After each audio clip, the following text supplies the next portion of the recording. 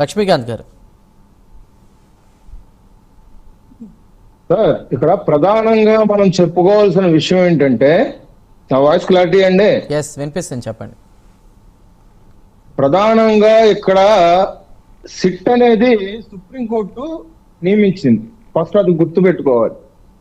అంతేగాని సిట్ ఏదో సిబిఎన్ గారు ఇంటి దగ్గర నుంచి బయలుదేరి వచ్చే వ్యక్తులైతే కాదు. ఇవాళ సిట్ అనేది కేంద్రం నుంచి వచ్చింది. ఇవాళ నరేంద్ర మోదీ గారు వచ్చి జగన్మోహన్ రెడ్డికి సమాధానం చెప్పే పరిస్థితుల్లో లేరు. గట్టిగా మాట్లాడితే ఈయనకున్న కేసుల ప్రకారం లోపలికి వెళ్ళే పరిస్థితి. ఇక్కడ ఇంకో ప్రధానమైన విషయం, టూ ఇంటిగ్రేట్స్ కలిసి అని చెప్పేసి మనం స్టార్టింగ్ లో అనుకుందాం. ఎసిటిక్ యాసిడ్ ఏస్టర్స్ అంటే ఏంటి సార్? మీకు ఒకసారి చదువుకున్న వాళ్ళు అయితే ఏస్టర్స్ అంటే ఒకసారి గూగుల్లో ఒకసారి చెక్ చేసుకోండి సార్. లక్ష్మీకాంత్ గారు, ఆడియో ప్రాబ్లం ఉంది మీది, ఒకసారి చెక్ చేసుకోండి. లోగో వస్తుంది. ఒక నిమిషం.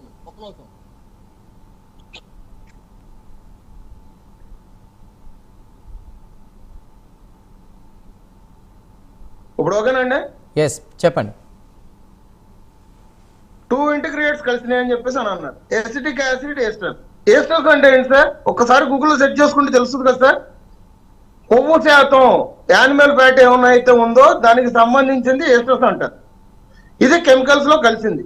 ఇది మనకి ఎన్డీఆర్ఏ చెప్పిన దాని ప్రకారంగా వాళ్ళ దగ్గర 10% కన్నా తక్కువ ఉంటే దాని సమపాళ్ళు అనేది మేము గుర్తించలేమని చెప్పేసి వాడు తేడతెల్లం కూడా చేసి చెప్పారు. అదే వాళ్ళ రోజున పవన్ కళ్యాణ్ గారు, చంద్రబాబు నాయుడు గారు కూడా ఒప్పుకున్నారు. సో ఇక్కడ ప్రధానంగా ఇంకో మాట వినిపిస్తుంది సార్. ఈ మధ్యకాలంలో 56-57 పేజీలు సంబంధించి లంసా యాసిడ్ స్లారీ, లంసా అంటే ఏంటో తెలుసా సార్? టాయిలెట్స్ గురించి వాడేది సార్. ఇది కూడా కలిసిందని చెప్పేసి ప్రధానంగా వినిపిస్తుంది సార్.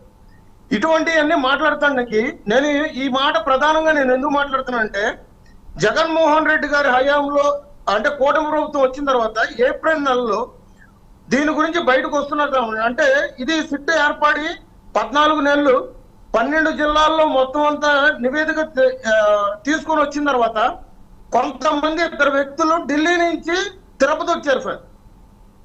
2 వ్యక్తులు వచ్చారు సార్. వాళ్ళ పేర్లు కూడా కావాలంటే నేను చెప్తాను. కానీ ఇవాళ రోజున ఇంత పెద్ద కేసులో వాళ్ళిద్దరు ప్రధానమైన వ్యక్తులు కాబట్టి నేను పేర్లు బయటికి చెప్పట్ల. వాళ్ళిద్దరిని వైసీపీ వాళ్ళు వెనక్కి పంపిస్తారు. మీకు తెలుసా సార్ ఆ విషయం?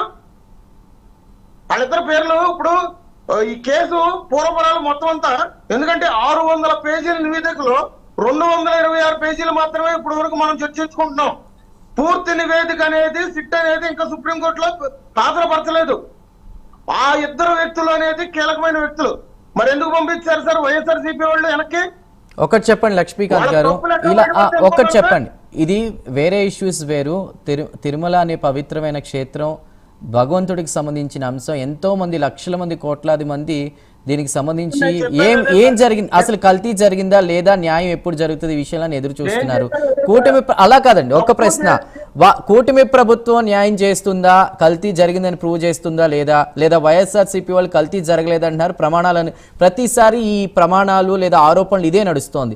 అసలు కల్తీ జరిగితే కల్తీ జరిగిందని ఎందుకు ప్రూవ్ చేయలేకపోతున్నారు, కల్తీ లేకపోతే లేదని పక్క ఆధారాలతో వాళ్ళు ఎందుకు, అంటే ఒక కెమికల్ మిక్స్ అయితే ఉంది అని అన్నప్పుడు దాని గురించి అసలు చర్చ జరగట్లేదు, ఫైట్ చేయట్లేదు. సో ఏ విధంగా న్యాయం చేయబోతున్నారు మీరు, ఏ విధంగా ముందుకెళ్ళబోతున్నారు, కూటమి ప్రభుత్వం ఏ విధంగా ముందుకెళ్ళబోతోంది?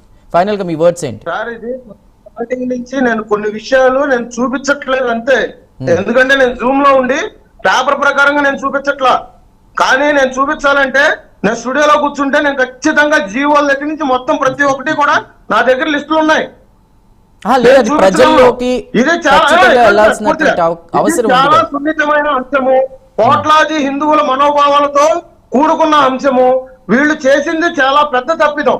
దేవుడితో, దేవదేవునితో ఖచ్చితంగా వీళ్ళు ఆటలు ఆడుతున్నారు. ఈ విషయంలో ప్రభుత్వం కూడా ఇవాళ రోజున కేంద్రం పరిధిలో ఉన్నది. ఇది ఇవాళ రోజున రాష్ట్ర ప్రభుత్వం పరిధిలో లేదు. ఎందుకంటే నియమించింది సుప్రీంకోర్టు. ఈ విషయాన్ని చాలా క్షుణ్ణంగా ఎవరైతే ఉన్నారో ఇతర జిల్లాల్లో, ఇతర రాష్ట్రాల్లో దాక్కుని కూర్చున్నా గానీ వీళ్ళనైతే ఖచ్చితంగా వదిలిపెట్టే ప్రసక్తి అయితే లేదు. ఎందుకంటే ఇది పక్కాగా విచారణలో తేలింది సింథటిక్ ఘీ అని చెప్పేసి తెలిసింది. అంటే ఒక చుక్క పాలు గాని, ఒక చుక్క వెన్న గాని లేకుండా తయారు చేసింది అని చెప్పేసి క్షుణ్ణంగా తెలిసింది. ఈ విషయం అయితే కేంద్రమే చెప్పుద్ది. ఈ Okay, విషయంలో right, ఇవాళ right. రోజున రాజకీయాలు చేస్తున్న వైఎస్ఆర్సీపీ శ్రేణులు. ఇక్కడ కూటమి ప్రభుత్వం ఈ విషయంలో ఎప్పుడు మోహన్ రెడ్డి ప్రస్తావన గారు మీతో చేయట్లేదు. మాట్లాడతాను ఒక్క నిమిషం. ఒక నిమిషం, ఒక పాయింట్. ఇప్పుడు 10% తీసుకున్నారు, దాంట్లో పూర్తిగా తీసుకోలేదు, కొంతే అంటున్నారు కదా. కొంతే తీసుకున్నప్పుడు 50 పేజీలు వచ్చినప్పుడు 2 పేజీలు చదవడం, 4 పేజీలు చదివేటప్పుడు దీని అన్నిటినీ బయట పడకుండా మొత్తం అంతా పూర్తి చేసిన తర్వాత ఎంత నిర్ధారణ అయింది అని తెలిసిన తర్వాత బయట మాట్లాడచ్చు కదా. మరి ఫ్లెక్సీలు పెట్టి దేశమంతా ప్రచారం చేస్తే తిరుమల తిరుపతి దేవస్థానాన్ని అపవిత్ర పాలు చేయాలనే ఉద్దేశంలో భాగమేనా ఇది, లేక వైఎస్ఆర్సీపీని దెబ్బతీయాలనే ఉద్దేశమేనా?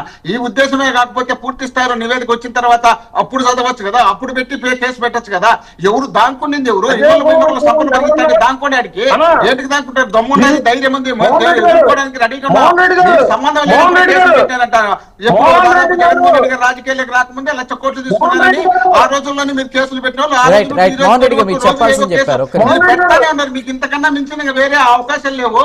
మీ ఇష్టం వచ్చిన కేసులు పెట్టుకోండి, మీ ఇష్టం వచ్చినట్టు ఆడుకోండి. ఎన్ని కేసులు పెట్టకుండా ఎదుర్కొనేదానికి సిద్ధంగా ఉన్నా. తర్వాత మాకు అధికారం వచ్చిన తర్వాత మీరు పెట్టినటువంటి కేసులన్నీ ఎన్నో, మీరు చేసిన తప్పులు ఎన్నో, మీరు చేసినటువంటి అవినీతులు ఎన్నో, మీరు ఇప్పుడు చేసిన అవినీతి ఎన్నో, కింద నుంచి గ్రామ స్థాయి నుంచి పట్టణ వరకు మొత్తం అంతా అవినీతులు ముంచి